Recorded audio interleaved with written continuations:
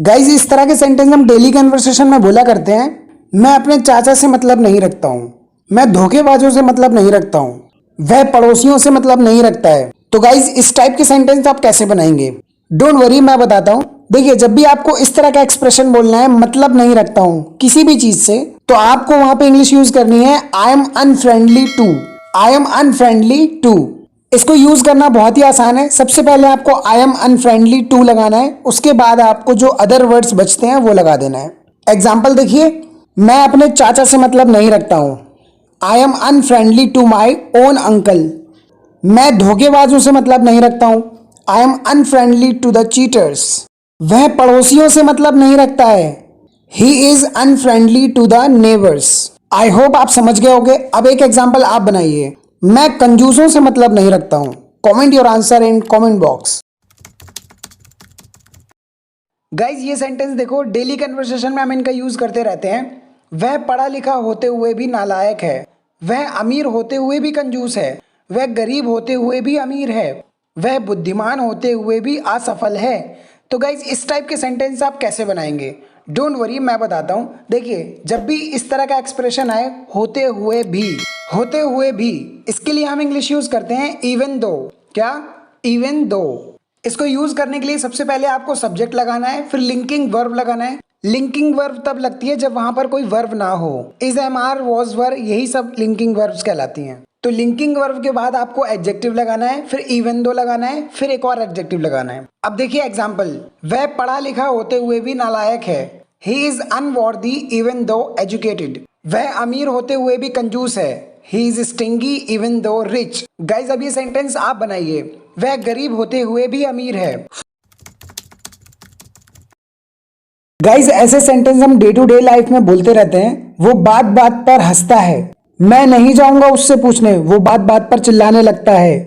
मैं उससे बात नहीं करना चाहता, वो बात बात पर ताना मारती रहती है। तो गाइज इस टाइप के सेंटेंस आप कैसे बनाएंगे, कौन सा एडवांस स्ट्रक्चर यूज करेंगे, डोंट वरी, मैं बताता हूँ। देखिए, जब भी ऐसा एक्सप्रेशन आपको कहना है बात बात पर, तो उसके लिए आप यूज करेंगे ऑन एवरी मैटर। क्या? On every matter. अब एग्जाम्पल देखिए और अच्छे से क्लियर हो जाएगा। वो बात बात पर हंसता रहता है। He keeps on laughing on every matter. मैं नहीं जाऊंगा उससे पूछने, वो बात बात पर चिल्लाने लगता है। I want go to ask him, he start shouting on every matter. मैं उससे बात नहीं करना चाहता, वो बात बात पर ताना मारती रहती है। I don't want to talk to her, she keeps on taunting on every matter. अब ये सेंटेंस आपके लिए, उससे तो कुछ कहना बेकार है, वो बात बात पर रोने लगती है।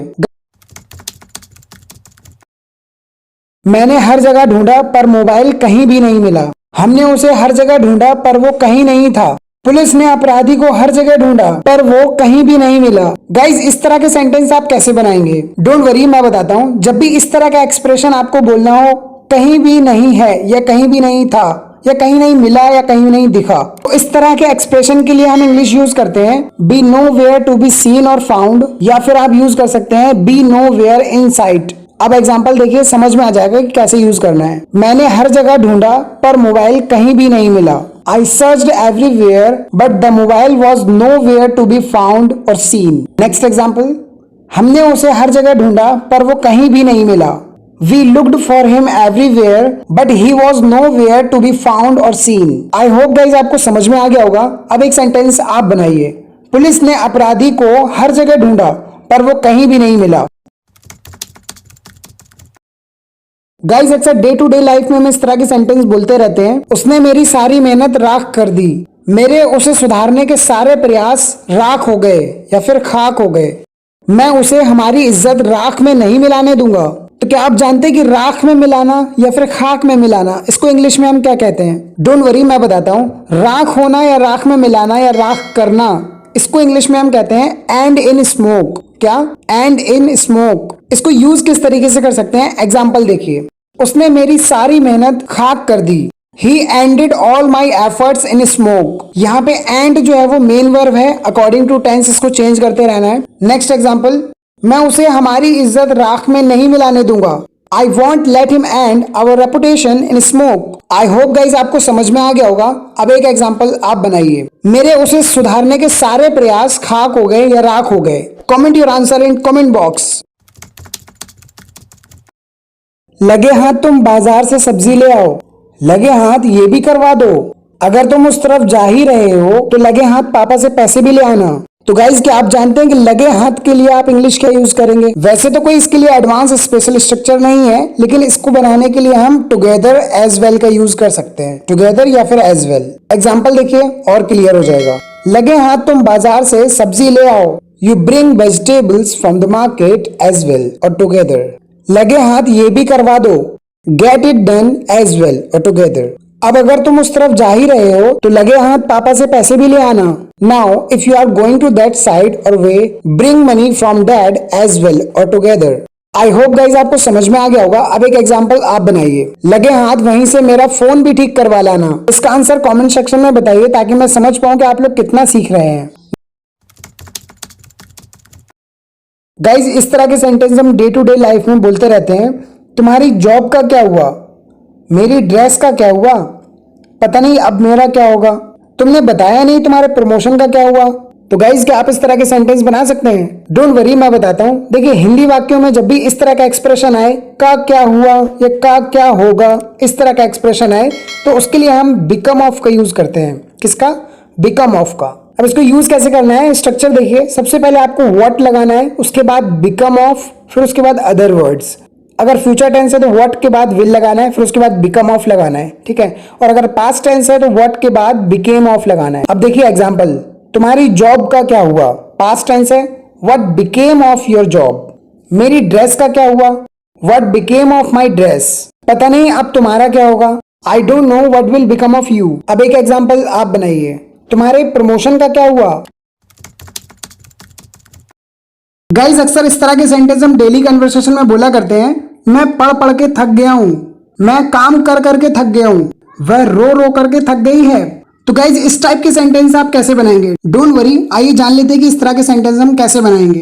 देखिए अगर हिंदी के वाक्य में इस तरह का एक्सप्रेशन आए कि कोई काम कर करके थक गए हो, तो इस तरह के एक्सप्रेशन को बनाने के लिए एडवांस स्ट्रक्चर है। सबसे पहले आपको सब्जेक्ट लगाना है, फिर हेल्पिंग वर्ब लगानी है, इज एम आर प्रेजेंट के लिए, वॉज वर पास्ट के लिए, और फ्यूचर टेंस है तो शैल बी विल बी। उसके बाद हमें टायर्ड ऑफ लगाना है। क्या लगाना है? Tired of. उसके बाद जेरेंड। ये जो रिपीटेड एक्सप्रेशन है ना, पढ़ पढ़ करके या फिर काम कर करके, तो इसको हम जेरेंड से ही बनाते हैं। एग्जाम्पल देखिए, मैं पढ़ पढ़ के थक गया हूँ, I am tired of studying. वो रो रो के थक गई थी, she was tired of crying. I hope guys आपको समझ में आ गया होगा। अब एक एग्जाम्पल आप बनाइए, मैं बोल बोल करके थक गया हूँ। Comment your answer in comment box. Guys अक्सर डेली कन्वर्सेशन में इस तरह के सेंटेंस हम यूज करते रहते हैं। उसकी जेब में पैसे ही पैसा है, मेरे दिल में तुम्हारे लिए प्यार ही प्यार है, यहाँ सब जगह पानी ही पानी था। तो गाइज इस टाइप के सेंटेंस आप कैसे बनाएंगे? डोंट वरी, मैं बताता हूँ। आइए जान लेते हैं कि इस तरह के सेंटेंस बनाने के लिए हमें किस एडवांस स्ट्रक्चर का यूज करना पड़ेगा। देखिए सबसे पहले आपको देयर लगाना है, उसके बाद हेल्पिंग वर्ब लगानी है। प्रेजेंट की हेल्पिंग वर्ब इज, पास्ट की हेल्पिंग वर्ब वॉज, और अगर फ्यूचर का सेंटेंस हुआ तो आपको विल भी लगाना है। उसके बाद आपको नथिंग बट लगाना है, और उसके बाद ऑब्जेक्ट। अब देखिए एग्जाम्पल, उसकी जेब में पैसा ही पैसा है, there is nothing but money in his pocket. मेरे दिल में तुम्हारे लिए प्यार ही प्यार है, there is nothing but love in my heart for you. यहाँ सब जगह पानी ही पानी था, there was nothing but water everywhere. Guys अब एक सेंटेंस आपके लिए, देखें कितने लोग बना पाते हैं। सुनो, एक दिन इस तिजोरी में सोना ही सोना होगा। Comment your answer in comment box. Guys अक्सर डेली कन्वर्सेशन में हम इस तरह के सेंटेंस बोला करते हैं। बाइक चलाना मेरे लिए कुछ नहीं है, अंग्रेजी बोलना मेरे लिए कुछ नहीं है, झूठ बोलना उसके लिए कुछ नहीं है। तो गाइज क्या आप जानते हैं इस तरह के सेंटेंस कैसे बनाएंगे? डोंट वरी, चलिए मैं बताता हूँ इस तरह के सेंटेंस बनाने के लिए हमें कौन से एडवांस स्ट्रक्चर की जरूरत पड़ेगी।